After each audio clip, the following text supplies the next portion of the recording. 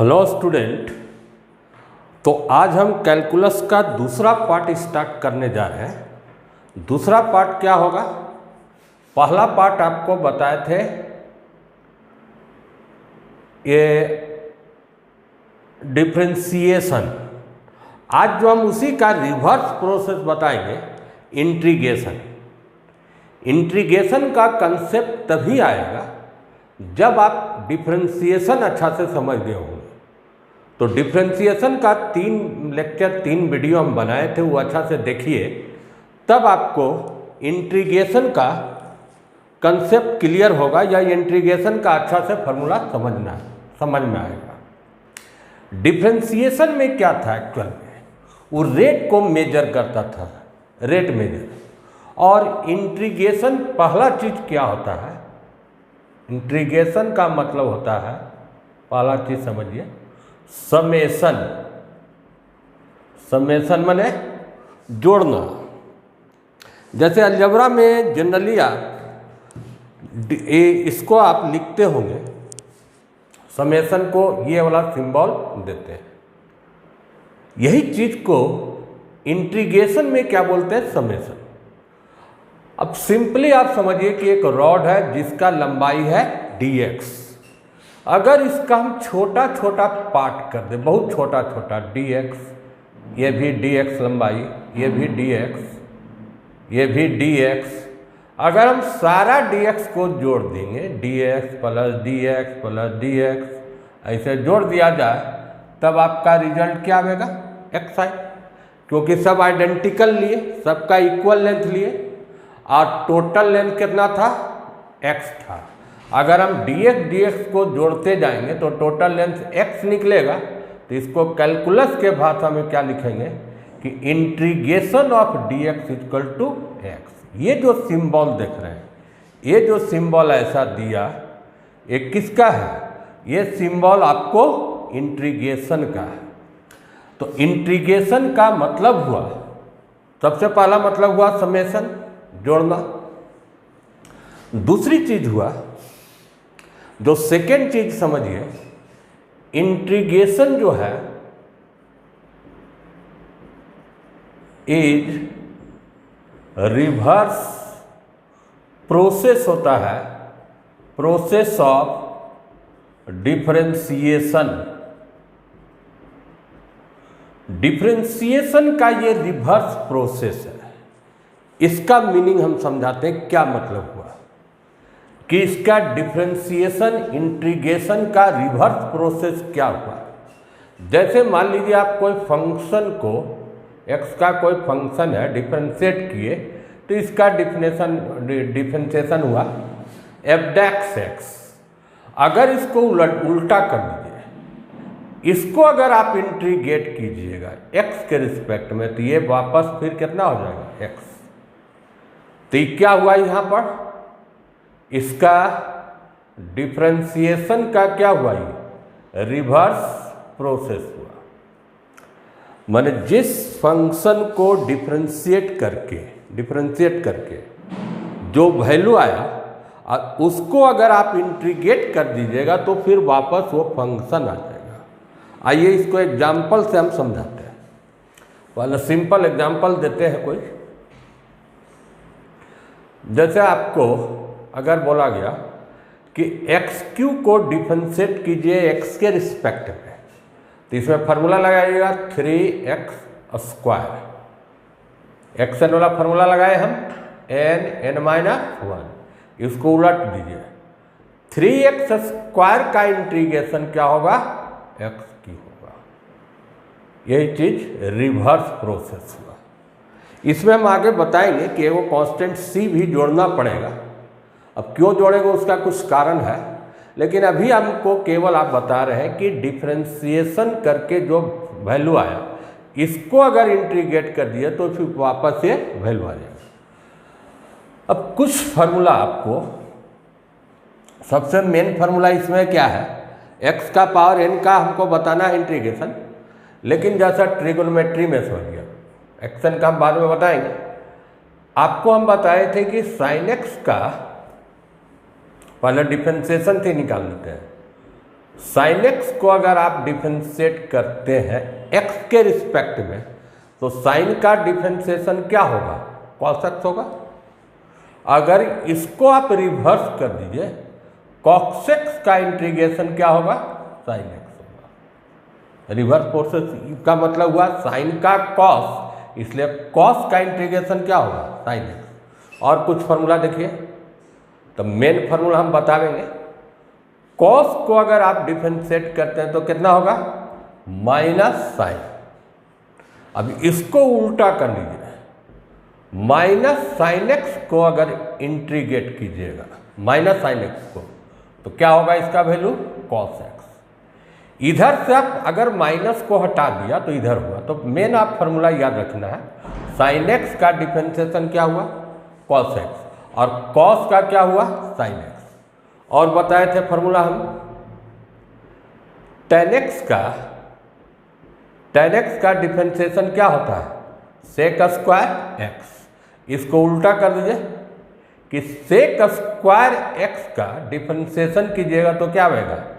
Ten x आएगा। और भी कुछ फॉर्मूला, जैसे डिफरेंशिएशन ऑफ सेक एक्स का लिया था होगा, तो क्या था? Sec x into tan x आया था। तो इसको उलट दीजिए, sec x into tan x को अगर इंटीग्रेट कीजिएगा तो सेक एक्स आएगा। तो खैर ये सब उतना फार्मूला का यूज नहीं करेंगे। फिजिक्स में ये दो फार्मूला का यूज करेंगे। फिजिक्स के लिए कौन फार्मूला यूज होगा? साइन का और कॉस का। साइन का कॉस का इंटीग्रेशन क्या फार्मूला आया? Sine x. और कॉस का क्या आया? कॉस का जानते हैं डिफरेंशिएशन माइनस साइन एक्स, इसलिए साइन एक्स का इंटीग्रेशन क्या होगा? Minus cos x.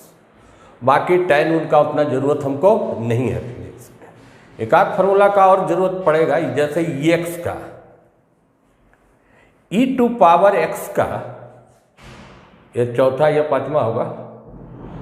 एक मान लीजिए हम डिफरेंशिएशन किए थे ई एक्स का, ई एक्स का डिफरेंशिएशन क्या था? ई एक्स था। इसको आप उलट दीजिए, ई एक्स को अगर इंटीग्रेट कीजिएगा तो इसका ही वैल्यू क्या होगा? वापस ई एक्स का। मतलब कहने का मतलब हुआ ई एक्स का इंटीग्रेशन और ई एक्स का डिफरेंशिएशन दोनों का वैल्यू क्या होगा? ई एक्स ही होगा। अब मेन फार्मूला पर आते हैं जो सबसे ज़्यादा यूज करेंगे।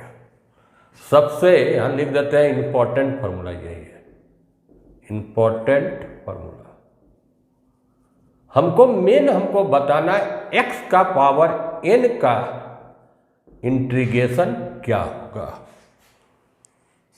हम आप चाहिएगा तो डायरेक्ट हम लिख देंगे, लेकिन जरा सा इसको हम समझाते हैं डिफरेंशिएशन से ही एक्स का पावर n का क्या होगा। एक हम डिफरेंशिएशन कर रहे हैं एक्स का power n plus one divided by n plus one. n यहाँ क्या है? कोई भी नंबर है, तो ये नंबर कांस्टेंट निकाल लीजिएगा n plus one. Differentiation of x का पावर n प्लस वन, तो फिर xn वाला फॉर्मूला लगाइए, n पहले n माइनस वन, तो पावर को आगे कर लीजिए और एक पावर उसमें माइनस कर दीजिए। एक पावर माइनस कीजिएगा तो क्या होगा? xn। ये से ये कैंसल, x का पावर क्या होगा? n। मतलब इसको अगर हम डिफरेंशिएट किए, किसको? x का power n divided by n plus one का डिफरेंशिएशन का वैल्यू क्या है? xn आया। अगर इसको रिवर्स कर दिया गया, अब देखिए मेन फार्मूला आपको निकालना है जो सबसे ज़्यादा यूज करेंगे। x का पावर n का इंटीग्रेशन क्या फार्मूला आया? n plus one divided by n plus one. लेकिन एक में ये अपवाद में होगा n not equal to minus one, minus two, minus half, minus three, plus half, plus four, सब में ये फार्मूला अप्लीकेबल है।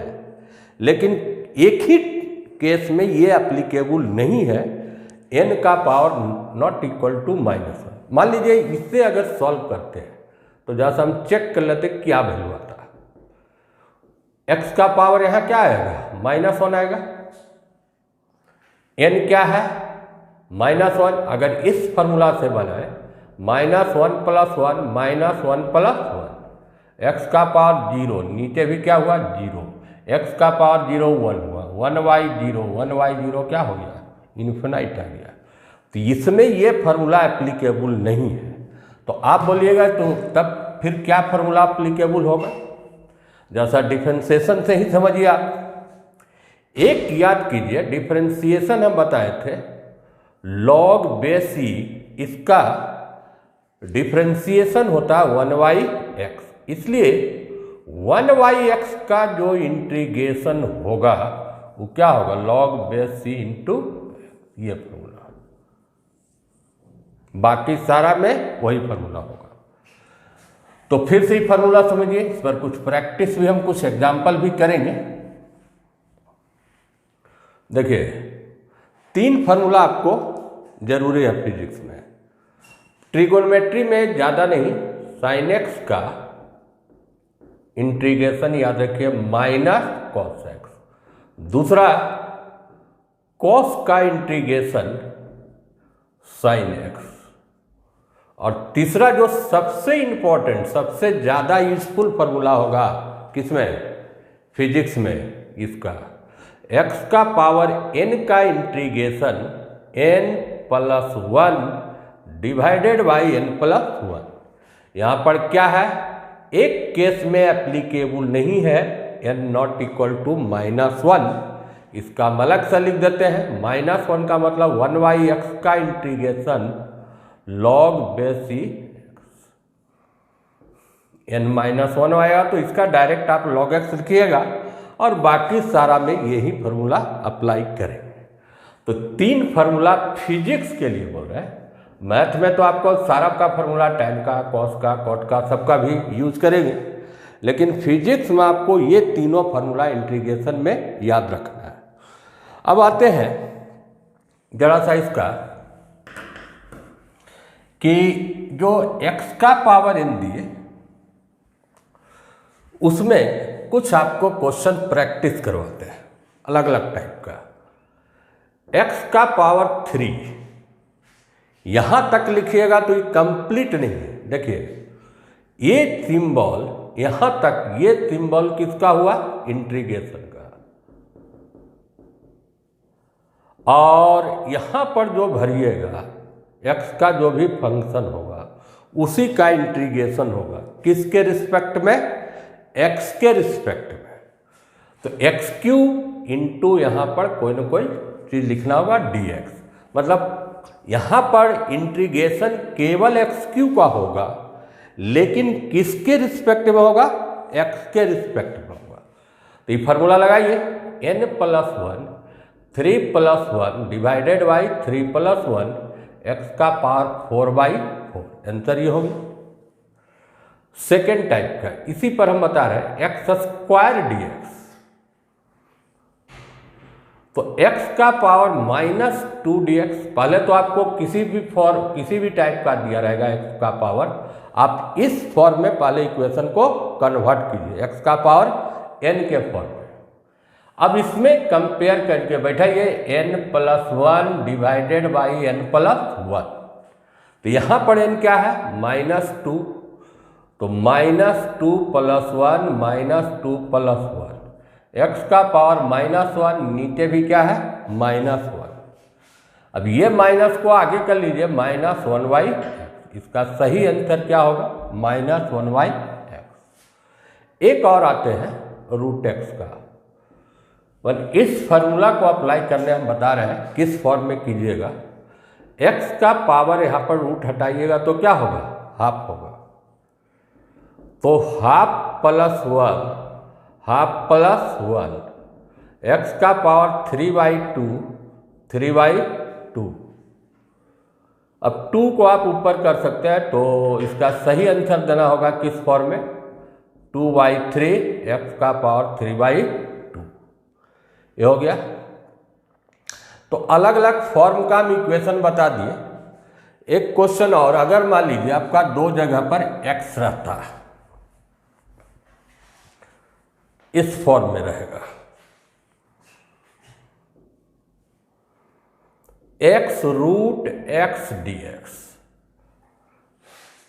देखिए, तो सबसे पहला काम कीजिएगा कि x का टोटल पावर, माने इस इक्वेशन को कन्वर्ट करना होगा x का पावर n के फॉर्म में। x n का पावर कितना हुआ? हाँ, यहाँ कितना पावर है? 1। पावर ऐड कीजिए, 1 प्लस हाफ कितना होगा? 3/2। अब इससे कंपेयर कीजिए, n का वैल्यू यहाँ कितना है? 3/2 है। अब लगाइए 3/2 प्लस 1, 3/2 प्लस 1, तो x का पावर 5/2 डिवाइडेड बाई 5/2, तो ये हो गया 2/5, x का पावर 5/2। मतलब जब तक आप उस इक्वेशन को x के पावर n के फॉर्म में कन्वर्ट नहीं कीजिएगा, तब तक इस फॉर्मूला को अप्लाई नहीं करना है। जरा सा सिंपल रूल बता देते हैं, 1-2 रूल है इसमें, उसके बाद बताएंगे इंटीग्रेशन 2 टाइप का, डिफिनिट और इनडिफिनिट इंटीग्रेशन। सबसे पहला चीज, कांस्टेंट का पहचान, कि इंटीग्रेशन में हम किसको कांस्टेंट मानेंगे। तो सबसे सही पहचान बताते हैं। मान लीजिए आपको लिखा रहेगा 3x² dx। ये इंटीग्रेशन किसके रिस्पेक्ट में है? x के रिस्पेक्ट में है। तो x के छोड़ के कोई भी टर्म रहेगा तो उसको आप क्या मान लीजिए? Direct constant. 3 कांस्टेंट निकाल लीजिए, x² dx। 3 कांस्टेंट निकल गया। अब इसमें लगाइए फॉर्मूला, यहाँ पर 1 पावर 3 डिवाइडेड बाई 3, 3 कैंसिल हो रहा है, इसलिए इसका आंसर क्या होगा? x³ होगा। दूसरा उदाहरण देते हैं, कांस्टेंट का और सही पहचान में आ जाएगा। अगर आपको 5x², अच्छा उसके पहले जैसा एक चीज समझ लीजिए, तब सेकेंड एग्जाम्पल समझ में आएगा। केवल आपको कहीं मिल गया कि केवल dx है, dx का इंटीग्रेशन, dx है, dy है, dv है, फिजिक्स में ऐसा बहुत आएगा, तो इसको आप लिख सकते, देखिए x0 dx लिख सकते कि नहीं, क्योंकि किसी का भी पावर 0 दीजिएगा तो वैल्यू क्या होगा? 1 होगा।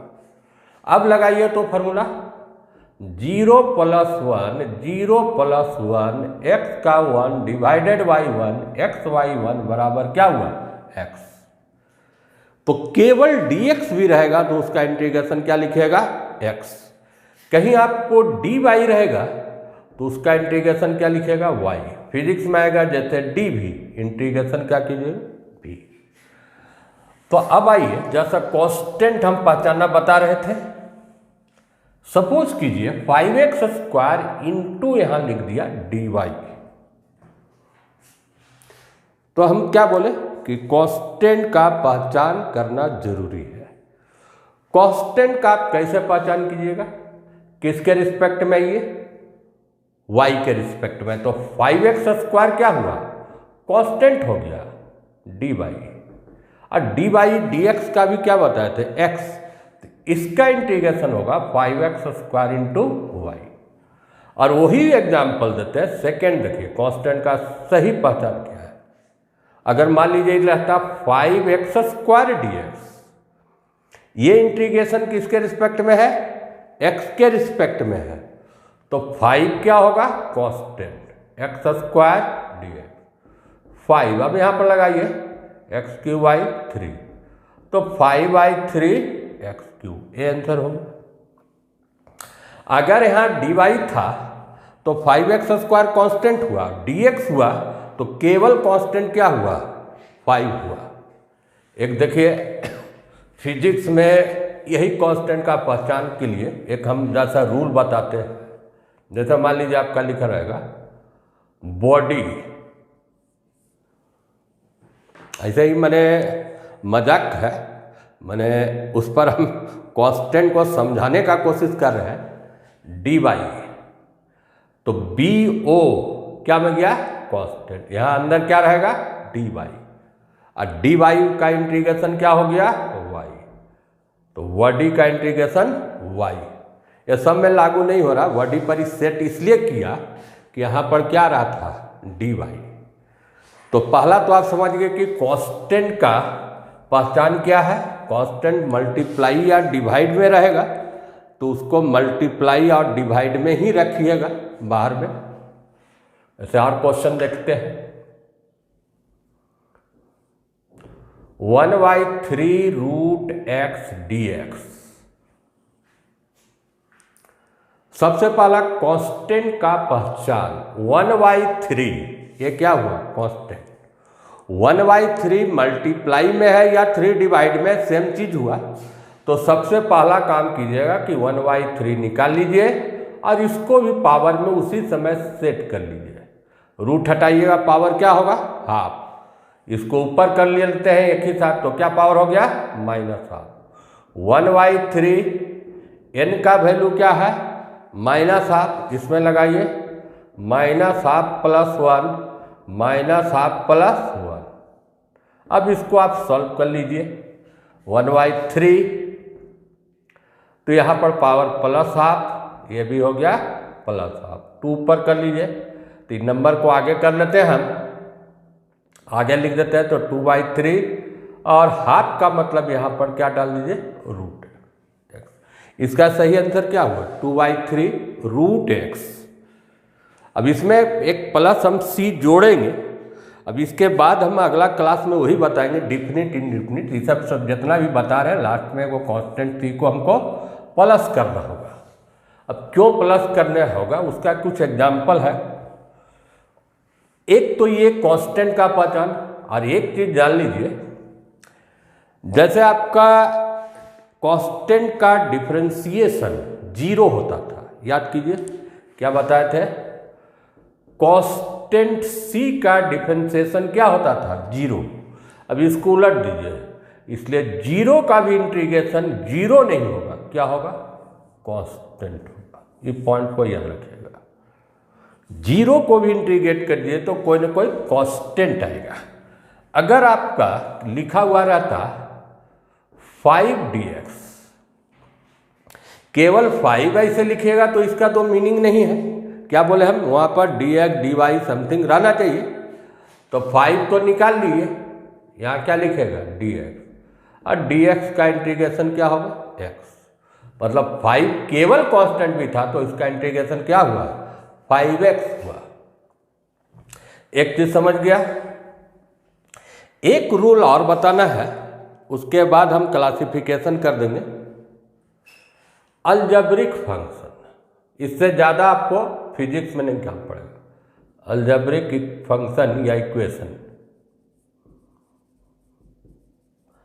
अलजेब्रिक इक्वेशन किसको कहते हैं, जिसमें जितना भी टर्म है प्लस या माइनस के टर्म में आया हुआ है। तो पहले आप फार्मूला ही समझिए, तब एग्जाम्पल देंगे तो क्लियर समझ में आ जाएगा। तो मान लो लिखा हुआ रहे u + - v + - w + - so on into dx। u भी सब कोई कांस्टेंट नहीं है, फंक्शन है x का, v भी है फंक्शन है x का, w भी फंक्शन है किसका, x का। अगर इसको आप इंटीग्रेट कीजिएगा तो u का x के रिस्पेक्ट में प्लस माइनस, v का x के रिस्पेक्ट में प्लस माइनस, w का x के रिस्पेक्ट में एंड सो। बीच में जो साइन है प्लस है प्लस दीजिएगा, माइनस है माइनस दीजिएगा। और जिस ढंग का अलजेब्रिक में डिफरेंशिएशन में रूल था, वही रूल आपको फॉलो कीजिएगा इंटीग्रेशन के लिए भी। अब एक एग्जाम्पल से क्लियर आपको समझ में आ जाएगा। जो हम सेकंड बताए, फर्स्ट रूल कांस्टेंट भी ला देते हैं उसमें अलजेब्रिक में। 3x² - 2/x² + 3x + 7, और यहाँ पर तो dx जरूर रहेगा।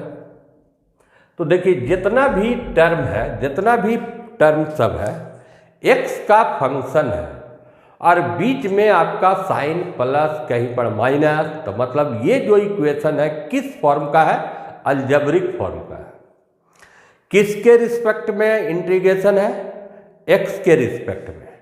तो x के अलावे जो जो भी टर्म आपको नजर आ रहा होगा सारे को आप क्या मान लीजिएगा, कांस्टेंट। जैसे पहला में 3 कांस्टेंट, dx तो सब में मल्टीप्लाई होगा x स्क्वायर dx।